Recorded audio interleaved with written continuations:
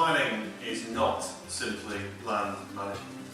Planning comes from extraordinary radical social roots, and we need to reinvent those roots if we want planning to be relevant to people's lives and critical to the future of our communities and our society. So let's be really clear that our inheritance is very radical, it's dynamic, it's extraordinary and positive, and also it's realistic and practical and can be delivered.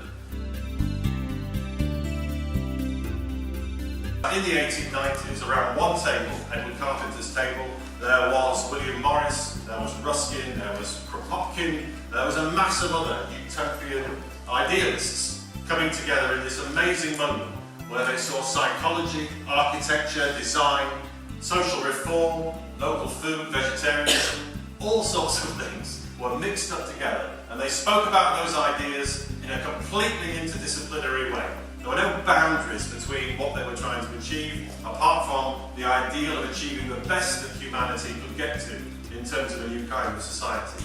And think what they were trying to do. They were offering a vision of how communities could live with economic change and economic growth, but much more sustainably.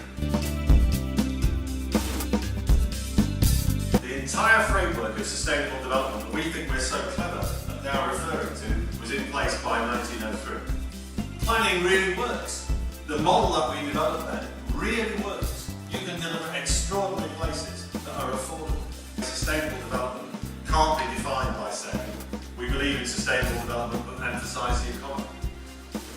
No, that's not what sustainable development means. Sustainable development, which you can go and touch in Letchworth, reach out and touch in Freiburg, is about holistic delivery of those ideas together. It's about achieving the future. And I wouldn't be enthusiastic about it if I hadn't seen it done practically.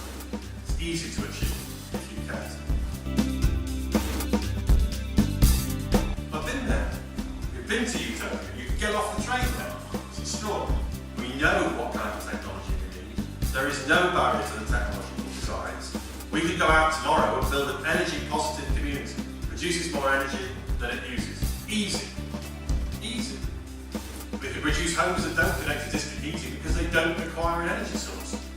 Because planning really can deliver those places. And it should be an enterprise, a creative enterprise, an artistic enterprise that we're all engaged in.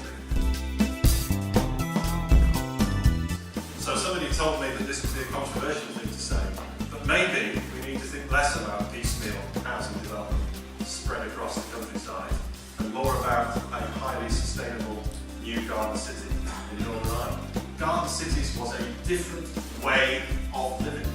It was a different way of organising society, a much fairer way of organising society. How? Because it was founded on fair share and distribution of the value of land and its assets, and the capture of those values to reinvest in the community. But if you really want this nation to be transformed in the built environment, we need to understand that regulation is critical to a modern economy.